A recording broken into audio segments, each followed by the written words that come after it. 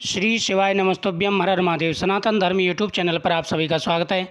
आज मैं आपको कार्तिक के महीने में धन प्राप्ति की तुलसी माता की कथा सुना रहा हूँ।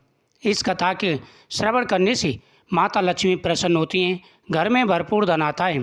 प्रतिदिन कार्तिक मास में इस कथा का श्रवण करना चाहिए। तुलसी माता भगवान विष्णु को बेहद ही प्रिय हैं। कार्तिक के महीने में जो व्यक्ति भगवान का नियमित रूप से पूजन करते हैं, कथाओं का श्रवण करते हैं, तुलसी माता की इस कथा का श्रवण करते हैं, साथ ही भगवान को तुलसी पत्र अर्पण करते हैं, उनकी सारी व्याधाएं, सारी परेशानियां दूर हो जाती हैं। हिंदू धर्म में दान पुण्य के कार्तिक महीने का विशेष महत्व है। इस पूरे महीने भगवान के पूजन के साथ साथ कथा श्रवण का विधान है। जो व्यक्ति कार्तिक के महीने में भगवान की पूजा करते हैं, भगवान कृष्ण की पूजा करते हैं, उन्हें हर प्रकार का सुख और वैभव प्राप्त होता है। जीवन में उनको कभी भी किसी भी प्रकार की कोई कमी नहीं रहती और अंत समय में वैकुंठ लोक का वास होता है। इस पूरे महीने में भगवान विष्णु व तुलसी माता की पूजन के साथ विभिन्न देवी देवताओं के पूजन व उनकी कथाएं सुनी जाती हैं। इन्हीं में एक कथा भगवान श्री कृष्ण द्वारा एक बुढ़िया माई की मृत्यु पर उसे कंधा देकर मोक्ष प्रदान करने की है। आज हम आपको वही सुंदर कथा सुना रहे हैं जहाँ पर स्वयं भगवान श्री कृष्ण ने आकर के उसे कंधा दिया था। श्री कृष्ण के कंधे देने की कथा। एक समय कार्तिक महीने में सब महिलाएं तुलसी माँ को सींचती थीं। सब महिलाएं तो तुलसी सींच कर आ जाती। एक बुढ़िया माई तुलसी माँ को सींच कर कहती, तुलसी माता सबकी दाता, मैं तेरा बिरला सींचूं, तू मेरा निस्तारा कर। तुलसा माता अड़वा दे गड़वा दे, पीताम्बर की धोती दे, मीठे मीठे ग्रास दे, बैकुंठ का बास दे, चटक की चाल दे, पटक की मौत दे, चंदन का काट दे, झालर की झनकार दे, साईं का राज दे, दाल भात का जीवन दे, एकादशी का दिन दे और श्री कृष्ण का कंधा दे। इतनी बात सुनकर तुलसी माँ सोच में पड़ जाती। एक बार भगवान श्री कृष्ण ने तुलसी माँ को इस बार सोच का कारण पूछा, क्योंकि तुलसी माता दिन दूनी कमज़ोर होती जा रही थी। भगवान श्री कृष्ण ने कहा कि हे देवी, तुम्हारी कमजोरी का क्या रहस्य है? ऐसी तुम्हें कौन सी चिंता है जिसके कारण तुम कमज़ोर हो रही हो? तुम्हारे तो पूरी दुनिया में भक्त हैं, फिर तुम्हें किस बात का सोच है? इस पर तुलसी माँ ने बताया, एक बुढ़िया माई मेरे पास रोज़ आकर इतनी बात कह जाती है। इनमें से मैं बुढ़िया माई को सब कुछ दे सकती हूँ, पर आपका कंधा कहाँ से दूँ? इस पर भगवान बोले, तुम किसी बात की चिंता मत करो, बुढ़िया माई को आशीर्वाद दे दो। तुलसी माँ ने वैसा ही किया। थोड़ी दिन बाद बुढ़िया माई मर गई। सब कोई उसे उठाने लगे, पर वह इतनी भारी हो गई कि किसी से नहीं उठाई उठती थी।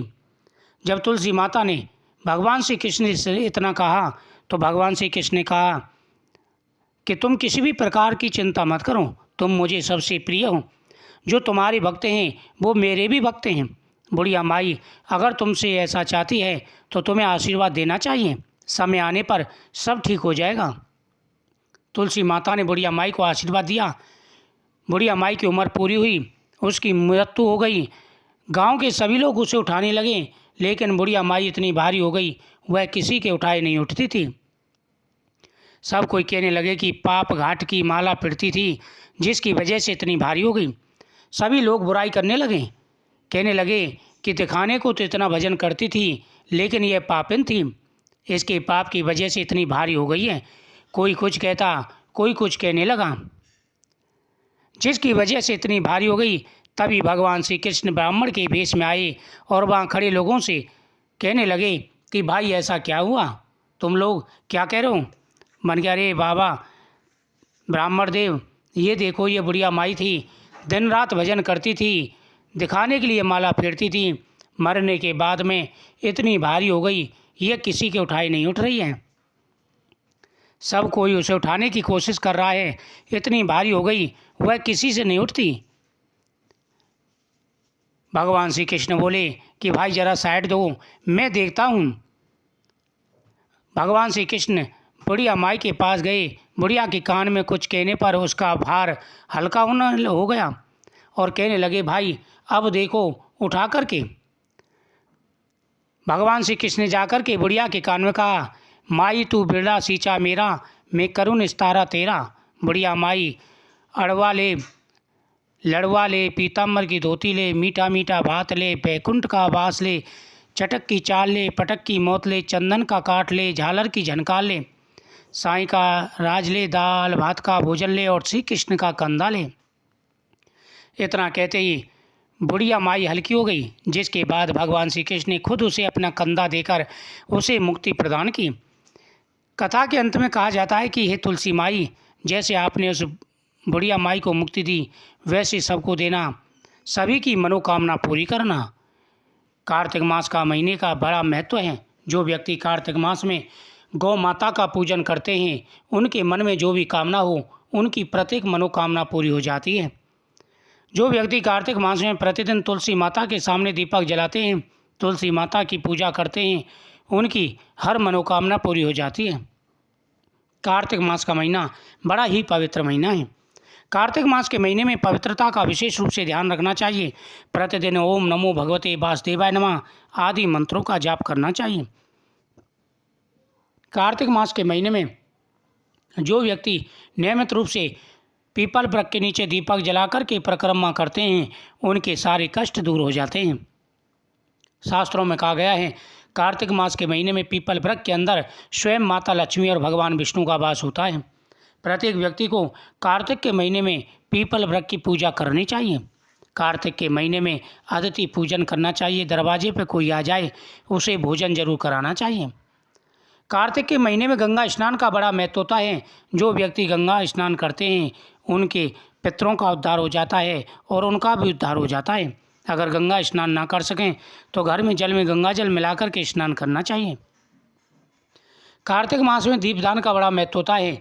जो व्यक्ति कार्तिक मास में दीपदान करते हैं, उनकी प्रत्येक मनोकामना पूरी हो जाती है। जिस प्रकार से कार्तिक मास में एक चुईया की मुक्ति हो गई सिर्फ दीपक की लौ बढ़ाने के कारण, तो जो व्यक्ति नियमित रूप से कार्तिक के महीने में दीपदान करते हैं, उनके पुण्य को कौन कह सकता है।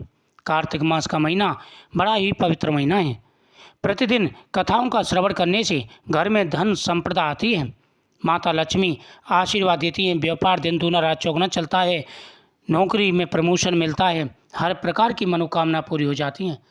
तो धन्य धान्य बढ़ाने वाली यह तुलसी माता की कथा है। प्रत्येक व्यक्ति को यह कथा का श्रवण प्रतिदिन करना चाहिए। जो भी इस कथा का श्रवण करते हैं, उनके घर में हर प्रकार का सुख और वैभव रहता है। कभी किसी प्रकार की कोई परेशानी नहीं आती। घर में धन बढ़ता है, सुख समृद्धि बढ़ती है, साथ ही हर प्रकार की मनोकामनाएं पूरी हो जाती हैं। ओम नमो भगवते वासुदेवाय नमः। जय तुलसी माता की। वीडियो को ज़्यादा से ज़्यादा शेयर करें, चैनल को सब्सक्राइब करें।